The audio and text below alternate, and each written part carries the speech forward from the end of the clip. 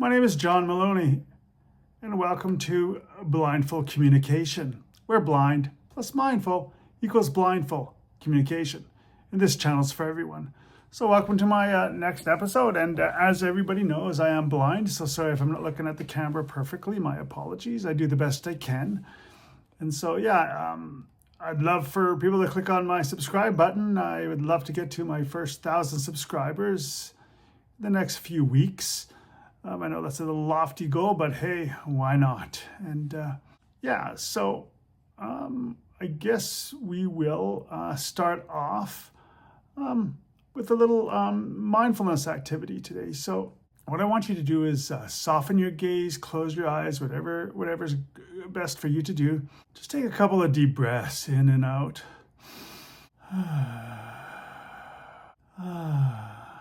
As you're kind of drifting in space, just kind of not focusing on anything.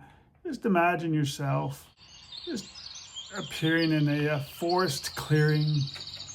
You're sitting down by yourself, just relaxing, maybe looking at the sky, smelling the fresh grass, looking at the leaves rustling in the wind, hearing the sound of a slight breeze.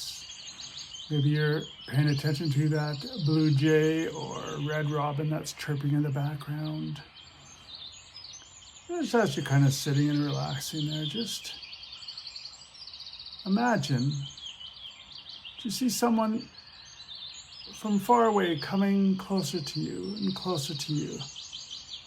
And as they come into view, you realize that person is you. Maybe a little bit older, a lot wiser. They're probably about, let's say, 5 years older than you are. They come and they sit down beside you or stand beside you if you're standing. They just start talking to you.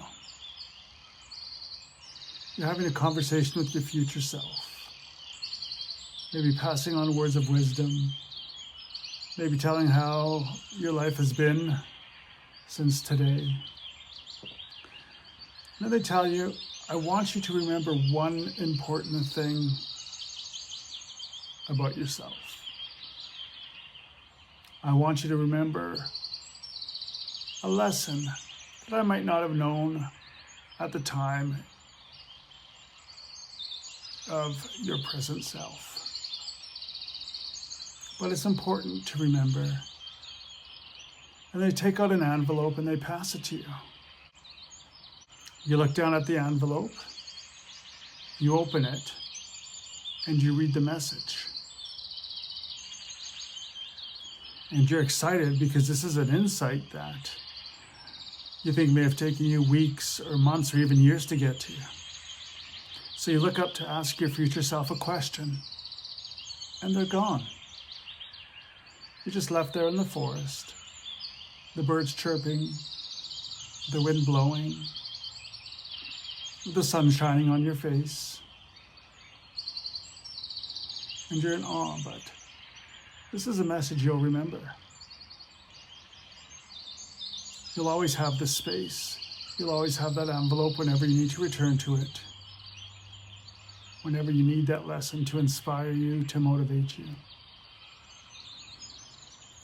But for now,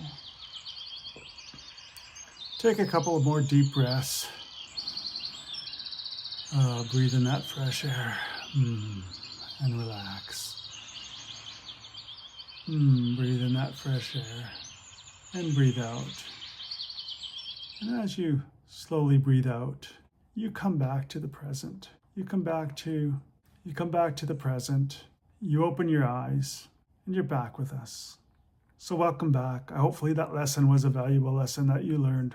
So without further ado, we're going to talk about our lesson 2. And that lesson is to building presence, foundation to being present during communication. And it's really important that when you're talking with people, that you're present with them, not only physically like we talked for before, because sometimes you might be on the phone or in a Zoom call, but you're present with them mentally, emotionally, and spiritually as well. Maybe to be present, you need to feel your feet on the ground, pay attention to your breathing, Pay attention to your hands and what they're doing, and pay attention to other bodily sensations. And again, this is important so that you're with that person when you're talking to them. Another thing that's important when you're present is, again, like we talked about before, brief conversation, or rather brief pause within the conversations when you're passing on information, sharing information, processing information. So when the person speaks, after they're done, pause. Deliberately pause, even if it's for 1 second or 2 seconds. Don't jump in there. When you jump in, it's almost like you're listening to throw in a response, and that diminishes your presence. And people can tell when you're trying to formulate a response while they're talking, because again, it's like you're interrupting, or you're like, oh yeah, this is exciting. Oh yeah, I know what I want to tell you. I know what I want to say. Even if you're saying that in your head, you stop listening because you're hearing background noise. Again, even if it's in your head, you're still hearing that background noise, and it's drowning out what the person is telling you. You might be missing, if you read nonverbal cues, you might be missing out on nonverbal cues. Like me, if I'm doing that in my head, I'm missing out on their energy, I'm missing out on their voice tone, I'm missing out on their breath, the way they're speaking, even the words they're saying, And again, something else you need to do is, notice your distractions. If your brain is thinking about something, just notice it and just let it go away without judging it. Again, we talked about being judgment aware. So knowing that you don't have to make those judgments in the moment, knowing that, oh, you hear a phone ring. Oh yeah, I hear the phone ring. I choose not to respond to it mentally or physically, and I'm just gonna let it go. Or maybe there's construction in the background, which is sometimes hard to ignore, but really try to ignore it as much as possible. Because again, those physical, mental, and emotional distractions really detract from you being present with that person in the moment. And again, like I said, if you're not present, they're going to be able to feel the fact that you're not present. So again, if there's a distraction, and you might say, look, I need to take this phone call. Give me a minute. I'll be right back to you if it's appropriate to do so. Because maybe you're waiting for an important phone call. And if you are, you might even say at the beginning of the conversation, so like, look, I'm waiting for an important phone call. I don't know. Want to see if the babysitter can stay a little bit later because I want to have a date night with the wife. So I might need about 30 seconds during the conversation if the phone rings. So please excuse me for that in advance. So again, you're prepping them. I remember I was doing a critical incident stress debrief at work, and part of the conversation is are you here? Is everybody here present mentally and emotionally? Are there any reasons someone might need to leave during the debrief? And our social worker said, yeah, I might need to leave because I'm waiting for a call from the caseworker about the situation. And she said, do you mind if I take the call here in the back? There was some room. I'm like, I just actually threw it out to the group. And so I said, I have my opinion, but I want to hear what you guys have to say. And someone actually spoke up and said, well, it could be distracting because we might want to listen in on the conversation. So, and I said, okay, I think the best thing to do is, let's call her Jane. Jane, if you don't mind when the call comes, if you could leave the room and take the phone call just so that we can focus on the debrief. So again, put it back to the group. Someone said one thing and I made the decision. I didn't allow that person to make the decision. I made the decision as the facilitator, just because I didn't want to put the person in an awkward situation. Again, that phone call happened. The person left the room, so we weren't distracted. So the group wasn't distracted by trying to listen on the phone call. And then it went well. So, and then the person came back and she joined back in with us. And again, right? Remember we talked about, I talked about one of the don'ts, I believe, is that, mindfulness is not perfect. So don't think you have to be a perfect mindfulness person. I'm not a perfect mindfulness person, in all honesty. Sometimes I get distracted. Sometimes, I miss things in a conversation because I'm not paying attention, or I got other things on my mind. But again, it's what we just then practice mindfulness in the moment and bring ourselves back to the present.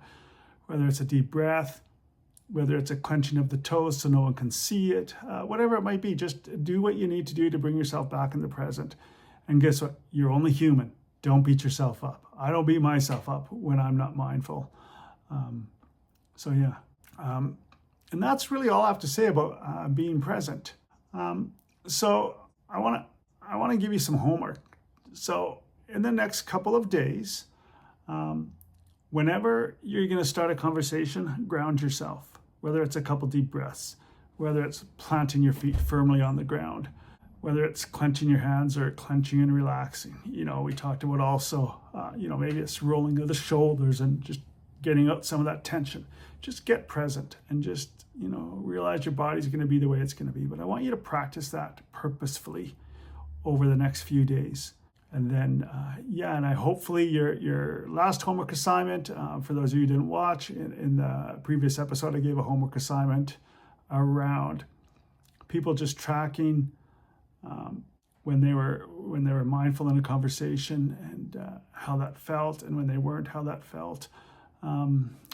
So again, I invite you to listen to all my episodes on my YouTube channel, Blindful Communication. And again, I want to throw it out there. I'm, also looking to raise some funds for my next month's mortgage and other bills. So if you can donate to my GoFundMe page, I would really appreciate that. I'm going to put the link at the bottom of the description, as well as, I'll put my business email, which is John, John, at INNERVENTIONS.ca. And my website is INNERVENTIONS.ca. So just throwing it out there right now. I don't think my links are clickable right now on YouTube. I think I have to have my channel up for a little while. So the GoFundMe link you might have to copy and paste into your web browser. You can always go on GoFundMe and type in Blind Facing Homelessness. I've kept that campaign since beginning of March, just because I don't want to change the name. So and you'll see my name come up as John Maloney. So if you can donate, I'd really appreciate the help. I'm still looking for full-time work. So again, if you can employ me, that would be great as well as a coach. I think I can do a separate video. I'm almost done compiling a workshop on organizational culture, and I think I might just do a separate video to talk about that workshop a little more. So until we meet again, remember, blind plus mindful equals blindful communication. And this channel's for everyone. Be mindful, everybody.